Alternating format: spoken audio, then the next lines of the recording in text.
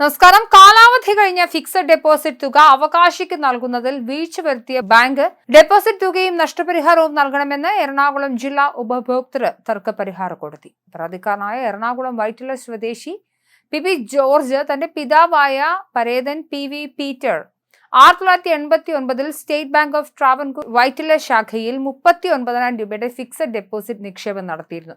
പിതാവ് 2022 ജൂൺ മാസം മരണപ്പെട്ടു. അതിനുശേഷം അവകാശിയായ പരാതിക്കാരൻ ഡെപ്പോസിറ്റ് തുക തിരികെ ലഭിക്കുന്നതിന് ബാങ്കിനെ സമീപിച്ചു. എന്നാൽ SBT ബാങ്ക് SBIയിൽ ലയിപ്പിച്ചപ്പോൾ രേഖകൾ കാണാനില്ലെന്ന കാരണം പറഞ്ഞ് SBI തുക നിരസിച്ചു.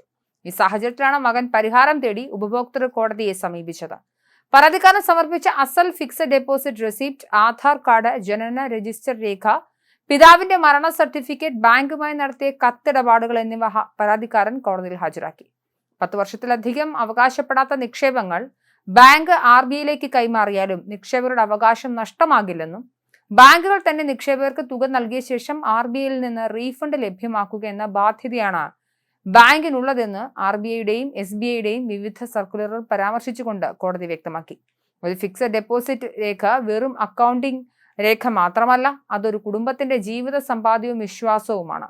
ബാങ്കിന്റെ ആഭ്യന്തര വ്യവസ്ഥകൾ കൊണ്ട് ഉപഭോക്താവിന്റെ അവകാശങ്ങൾ നഷ്ടപ്പെടുന്നത് അനുവദിക്കാനാവില്ലെന്ന് DB ബിനു അധ്യക്ഷനും V രാമചന്ദ്രൻ, TN ശ്രീവിദ്യ എന്നിവരുടെ ബെഞ്ച് നിരീക്ഷിച്ചു. അവകാശികളില്ലാതെ രാജ്യത്തെ വിവിധ ബാങ്കുകളിലായി 67,000 കോടിയോളം രൂപ നിലവിലുണ്ടെന്നും ഉത്തരവിൽ കോടതി പരാമർശിച്ചു.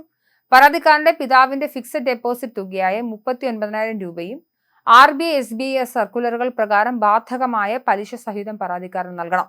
കൂടാതെ ബാങ്കിന്റെ നടപടി മൂലം മനക്ലേശം, ധനനഷ്ടം എന്നിവ കണക്കാക്കി നഷ്ടപരിഹാരമായി 50,000 രൂപയും കോടതി ചെലവിനായി 5,000 രൂപയും 45 ദിവസത്തിനകം പരാതിക്കാരൻ നൽകണമെന്ന് എതിർകക്ഷികൾക്ക് കോടതി ഉത്തരവ് നൽകി. അഡ്വക്കേറ്റ് KV ജോർജാണ് പരാതിക്കാരന് വേണ്ടി ഹാജരായത്.